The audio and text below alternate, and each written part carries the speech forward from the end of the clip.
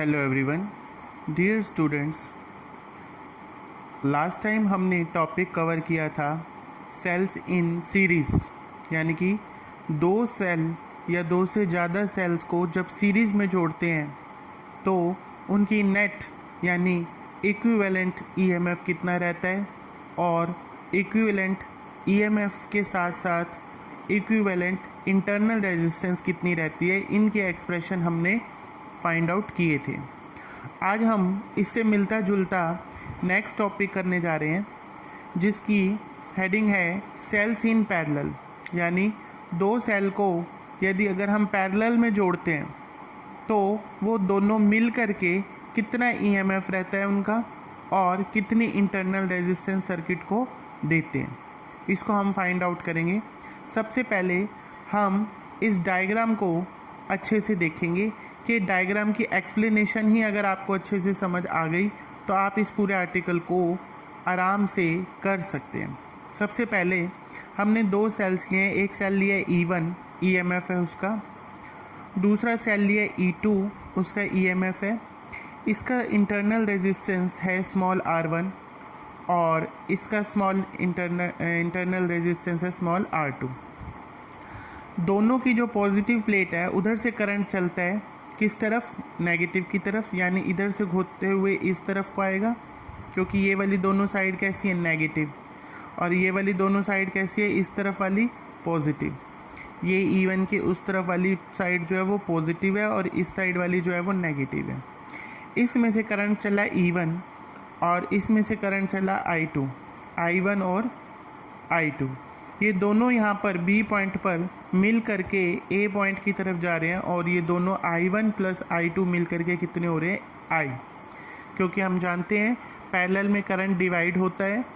तो पैरेलल में ये करंट है I1 जो E1 से चल रहा है और ये करंट है I2 जो E2 से चल रहा है, दोनों मिल करके I के बराबर हैं।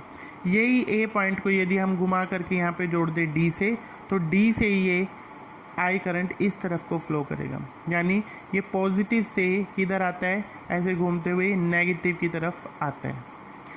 अब हम ये कह रहे हैं कि अगर हमने ये दो अलग अलग सेल्स को हटा दिया या उनको रिप्लेस कर दिया एक सिंगल सेल से, चाहते हैं हम कि दो सेल की बजाय एक सेल लगा दे, तो वो एक सेल कितने ईएमएफ का चाहिए होगा, ई इक्विवेलेंट, और कितनी इंटरनल रेजिस्टेंस आर इक्विवेलेंट के लिए चाहिए होगा, वो हमने यहाँ पर दिखाया, उसका एक्सप्रेशन हमने ढूंढना है। यानी इन दो को अगर एक बना दिया जाए तो इसका ईएमएफ कितना लेना पड़ेगा और इसका आर इक्विवेलेंट इंटरनल रेजिस्टेंस कितनी होनी चाहिए, ये हमें फाइंड आउट करना है।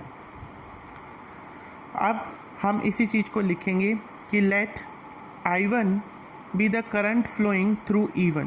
जैसे डायग्राम में दिख भी रहा है कि I1 जो करंट है वो E1 वाले ईएमएफ वाले सेल से चल रहा है, and I2 is a current flowing through E2, और I2 जो है वो E2 में से जा रहा है। R1 R2 be the internal resistances of the cell, और इन दोनों सेल की इंटरनल रेजिस्टेंस है R1 और R2। उसके बाद since the cells are connected in parallel, जैसा कि सेल जो है उनको हमने पैरेलल में जोड़ा है, पैरेलल में जोड़ा है ना, ये इसके पैरेलल है, तो so potential across each cell is same, तो उन दोनों के लिए वोल्टेज जो है वो हमेशा क्या रहेगी, सेम रहेगी। किसके लिए, इस सेल के लिए भी और इस वाले सेल के लिए भी। कब, अगर दो सेल्स को पैरेलल में जोड़ते हैं तो potential across cell is same each cell के साथ। तो पहले सेल के लिए हम वोल्टेज का फॉर्मूला लिखेंगे ईएमएफ के साथ रिलेशन वाला कि V इज इक्वल टू होता है E माइनस आई आर।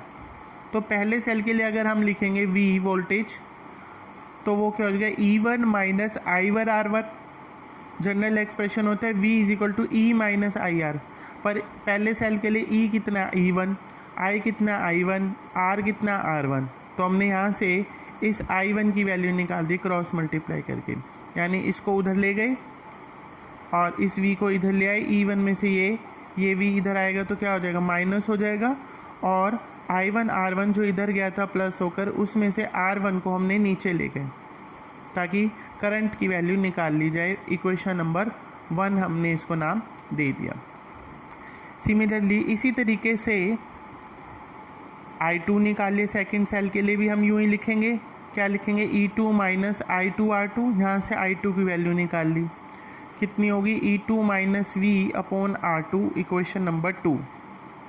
अब हम ये कह रहे हैं but I is equal to I1 plus I2।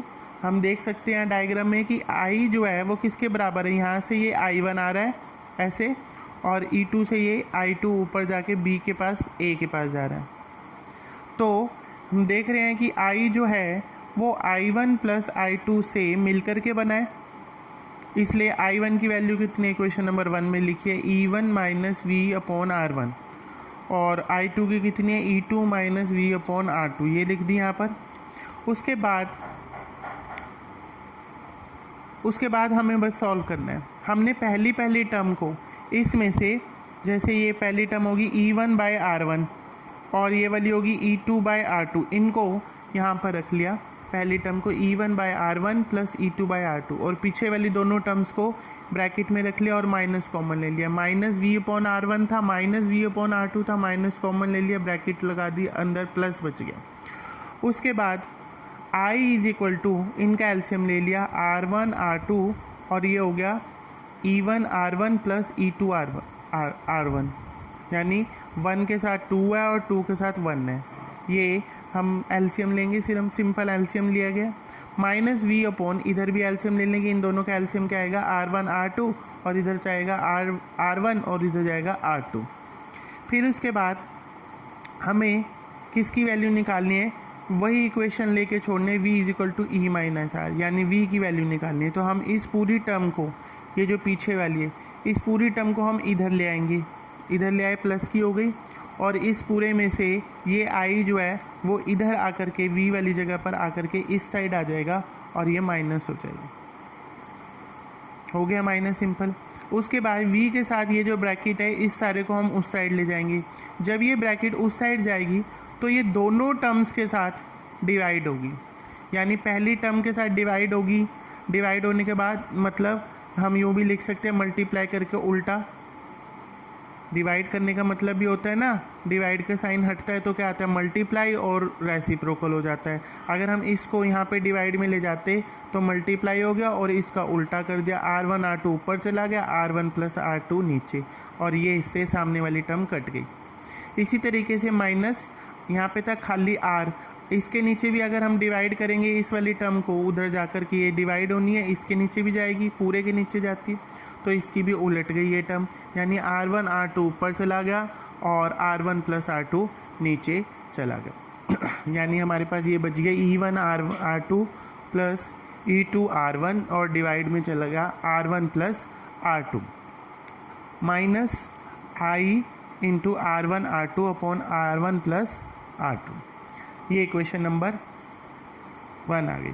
Now if parallel combination of cell is replaced by the single cell between B and C of EMF equivalent, E equivalent and internal resistance R equivalent, यानी ये कह रहा है कि अगर हमने इन दोनों sales को रिप्लेस करके एक नया सेल लगा दिया जिसका EMF E equivalent है और रेजिस्टेंस जो है वो R equivalent है, तो उसके लिए हम ये इक्वेशन लिखेंगे, जनरल इक्वेशन कौन सी? V is equal to E minus IR, यानी इसमें ये क्या रहेगा? E equivalent minus IR equivalent. Equation number 2, 1 और 2 को कंपेयर करें तो देखो V की जगह V है, हाँ है, E इक्विवेलेंट की जगह ये पूरी टर्म है, तो हमने यहाँ लिख दिया कि E इक्विवेलेंट कंपेयर करने से ये इसके बराबर है। फिर I की जगह I है, हाँ है, I की जगह ये I है। फिर इसके बाद इस पूरे की जगह क्या है? R इक्विवेलेंट, तो R इक्विवेलेंट की वैल्यू ये हो गई। ये क्वेश्चन नंबर 3 और 4 हमने 1 और 2 को कंपेयर करने से लिख ली। इस R1 bye R1 R2 upon R1 plus R2 को ध्यान से देखें तो ये इसके बराबर ही है, 1 बाय R। अगर इसका उल्टा करें तो ये उल्टा हो जाएगा और बाद में एलसीएम ले लें, यानी ये इक्वेशन नंबर 4 को इस ढंग से भी लिख सकते हैं। कैसे लिख सकते हैं? अगर आप एलसीएम लेते हैं तो यही टर्म आ जाती है इक्वेशन नंबर 4 के लिए। तो हमने इस आर्टिकल में यही ई इक्विवेलेंट और आर इक्विवेलेंट की वैल्यू ही फाइंड आउट करनी थी। उसके बाद इसका जनरल एक्सप्रेशन है, अगर ये n सेल्स हों तो ये R1/R1 1/R2 ऐसे करते करते सब की इंटरनल रेजिस्टेंस जुड़ जाएगी। तो ये आर्टिकल को भी आप लिख करके याद करें, सेल्स इन पैरेलल। ये इम्पॉर्टेंट है, एग्ज़ाम में भी पूछा जाता है। अगर आपको कुछ इसमें डाउट्स हैं या समझ में नहीं आ रहा है एलसीएम लेना या कुछ और चीज़, तो आप मुझे फ़ोन करके पूछ सकते हैं। Thank you.